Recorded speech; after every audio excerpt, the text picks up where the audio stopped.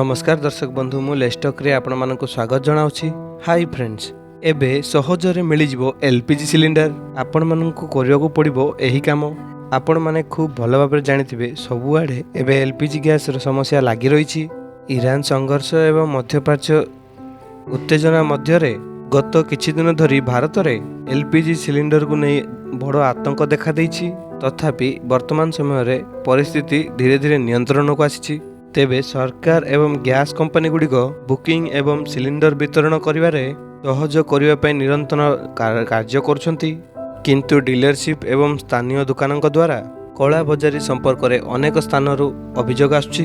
एबे भारतर सर्वबृहत LPG company Indian cylinder booking पई एक नूतन नंबर जारी करिछि। कंपनी कहिछि जे ग्राहक माने एबे एही नूतन नंबर व्यवहार करी सिलिंडर बुक करि परिबे। एबे कौन रही संपूर्ण अपडेट जानिया पूर्व मोर गोटे छोटे अनुरोध, जदि वीडियो को पर्यंत लाइक करना वीडियो गोटे लाइक करदे। चैनल को जदि नुआ करी आछन चैनल को सब्सक्राइब करी पाखरे थिया बेल आइकन क्लिक करदे। चलंतु डे न करी कौन रही अपडेट जानि नवा। देखंतु फ्रेंड्स, एबे नूतन इंडियन सिलिंडर गुड़िक नूतन नंबर रे अप्लाई करि परिबे।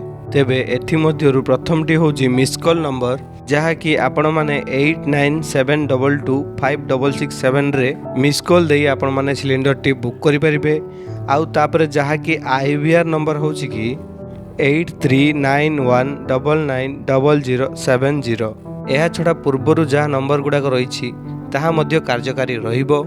जदि आपणको भी मिलूना गैस, जदि आपण भी असुविधा होउछंती तेबे आपण माने एही नंबर रे संपर्क करी आपण को गैस टी को बुक करे परिबे, जहा कि गैस जनित समस्या मध्य खूब शीघ्र क्लियर होबा को जाउछि। आउ किछि दिन अपेक्षा करि नियंतु, सब ठीक होई जिवो।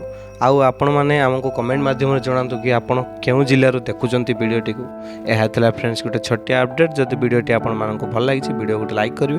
चैनल को जदि नुआ करि आछन चैनल को सब्सक्राइब करी पाखरे थिया बेल आइकन क्लिक करिवे, जहा द्वारा हमर एई बेले लेटेस्ट अपडेट सर्वप्रथम पाइ परिवे। धन्यवाद। जे कोनोसी डाउट अछि कमेंट सेक्शन रे पचारंतु।